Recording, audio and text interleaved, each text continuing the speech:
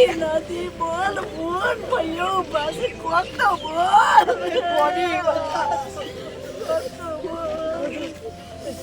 અમદાવાદમાં એર ઇન્ડિયાના પ્લેન ક્રેશની ઘટનાનો આજે 9મો દિવસ છે અને 9મા દિવસે પણ મૃતદેહ સોંપવાનું યથાવત છે. આ દુર્ઘટનાને કારણે આજે પણ પરિજનો આક્રંદ કરી રહ્યા છે. માં કહી રહી છે કે દીકરી કેમ બોલતી નથી, તારા પાસે તારા ભાઈઓ લાઈનમાં ઊભા છે, કંઈક તો બોલ.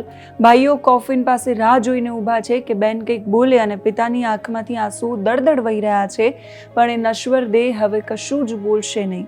પ્લેન ક્રેશની દુર્ઘટના આ પરિજનો પાસેથી પોતાની વાલસોઈ દીકરી લઈ ગઈ, જેના હજુ તો 3 મહિના પહેલા જ લગ્ન થયા હતા. અરવલ્લીના મોડાસાના ખંભીસર ગામના દીકરી જયશ્રીબેનનું DNA મેચ થતા પ્રશાસન દ્વારા મૃતદેહ પરિવારજનોને સોંપવામાં આવ્યો. સંપૂર્ણ સુરક્ષા સાથે પોલીસ પાયલોટિંગ સાથે જયશ્રીબેનનો નશ્વર દેહ ખંભીસર ગામે પહોંચ્યો. જયશ્રીબેનનો મૃતદેહ ગામમાં પહોંચતા જ ગ્રામજનોએ પુષ્પવર્ષા કરી શ્રદ્ધાંજલિ આપી. અશ્રુભીની આંખે ગામના લોકોએ પણ શ્રદ્ધાંજલિ આપી. મૃતક જયશ્રીબેનના ગામમાં અંતિમ દર્શન કર્યા પછી એ મૃતદેહને અંતિમ સંસ્કાર માટે એમના સાસરીમાં ડુંગરવાડા લઈ જવામાં આવશે. પરિજનો શું કહી રહ્યા છે એ સાંભળીએ.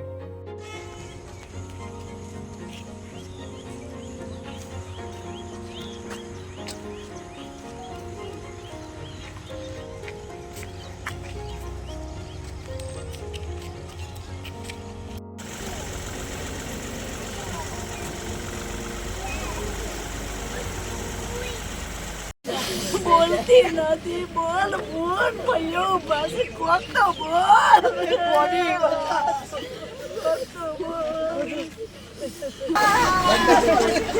ભાઈઓ લાઈનમાં બોલતી નથી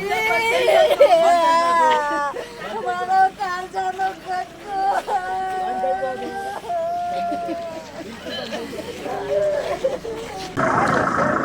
આજે અહીં અમારી ખંભીસરની દીકરી જયશ્રીબેન પટેલ, ખંભીસરના પટેલ મુકેશભાઈ અને મીનાબેનની દીકરી હતી.